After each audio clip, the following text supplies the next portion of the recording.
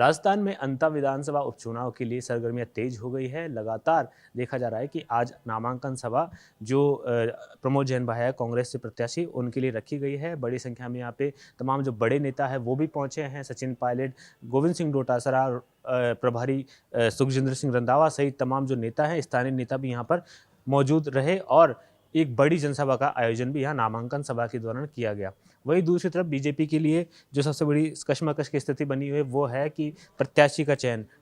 चयन के लिए लगातार जो है मीटिंग चल रही है। इससे पहले आपको बता दें, पूर्व मुख्यमंत्री वसुंधरा राजे और सीएम भजन लाल और प्रदेश अध्यक्ष मदन राठौड़ की मुलाकात हो चुकी है। तमाम जो उसमें रणनीति बनी थी उसके तहत अब माना जा रहा है कि आज किसी भी समय जो बीजेपी के प्रत्याशी है उसकी घोषणा हो सकती है। वहीं आज वसुंधरा राजे के बंगले पर प्रभुलाल सैनी जी को देखा गया है, तो माना ऐसे जा रहा है कि लगातार जो उम्मीदवार के तौर पर जो सबसे पहला नाम जो सामने आ रहा है वो है कि प्रभुलाल सैनी का नाम तय ही माना जा रहा है। वहीं कई और भी उम्मीदवार है जो मैदान में है, लेकिन अभी तक जो सबसे बड़ी जानकारी ये सामने आ रही है, प्रभुलाल सैनी को कहीं ना कहीं बीजेपी प्रत्याशी के तौर पर मैदान में उतार सकती है। हालांकि अभी मोहर लगना बाकी है कि बीजेपी की ओर से इस अंता विधानसभा उपचुनाव में प्रत्याशी कौन होगा, लेकिन जो कवायदे हैं वो कहीं ना कहीं इशारा कर रही है कि बीजेपी लगातार इस बार भी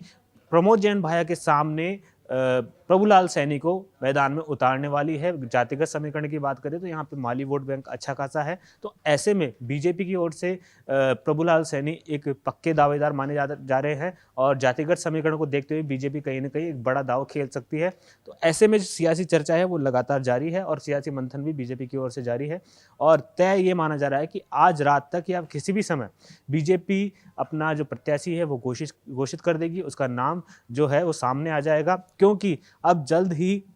नामांकन की डेट है वो निर्वाचन आयोग की ओर से तय कर दी गई थी। अब आज प्रमोद जैन भाई ने जो नामांकन सभा की और उसके बाद नामांकन भरा, उससे पहले नरेश मीणा नामांकन भर चुके हैं, तो अब बीजेपी प्रत्याशी की घोषणा है, फिर उसके बाद नामांकन रैली है। तो ऐसा माना जा रहा है दिवाली से पहले कहीं ना कहीं बीजेपी अपने प्रत्याशी को चुनावी मैदान में उतार देगी और एक बड़ी रैली बीजेपी की ओर से भी और बड़े दिग्गज नेता यहाँ इस नामांकन रैली में रह सकते हैं, क्योंकि वसुंधरा राजे और उनके बेटे सांसद दुष्यंत सिंह का ये जो गढ़ माना जाता है बारा और जो पूरा इलाका है, तो ऐसे है हाड़ौती संभाग में वसुंधरा राजे अगर अपने समर्थक प्रत्याशी को मैदान में उतारती है तो उनके लिए भी एक सबसे बड़ी चुनौती होगी कैसे न कैसे इस सीट पर कब्जा जमाया जाए या फिर इस सीट को हासिल किया जाए। ऐसे में वसुंधरा राजे की साख भी इस सीट पर दांव पर लगी हुई है। मगर सबसे बड़ा सवाल यह है कि बीजेपी अगर वसुंधरा राजे समर्थक किसी ही नेता को मैदान में उतारती है तो वसुंधरा के लिए सबसे बड़ी चुनौती यही होगी कि इस पूरे मंथन में वसुंधरा राजे की जो है कहीं ना कहीं माना जा रहा है कि उनकी जो रणनीति है वो काम आएगी और ऐसा माना जा रहा है कि वसुंधरा राजे के निर्णय के बाद ही पार्टी आलाकमान ये तय करेगा कि कौन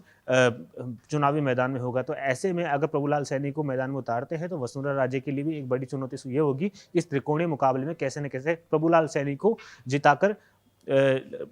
अपना प्रत्याशी बनाया जाए, चुनावी मैदान में जिताया जाए। और वहीं त्रिकोणीय मुकाबले में नरेश मीणा भी कहीं ना कहीं प्रमोद जैन भाया है उनके जो वोट है वो काटने के लिए पूरी तरह से तैयार हैं। तो ऐसे में मुकाबला रोचक हो चुका है और आज कहीं ना कहीं रात तक जो साफ है कि बीजेपी अपना प्रत्याशी तय कर देगी, उसका नाम कहीं ना कहीं उजागर कर देगी। कैमरा पर्सन विक्रम के साथ मैं हेमंत शर्मा, जयपुर।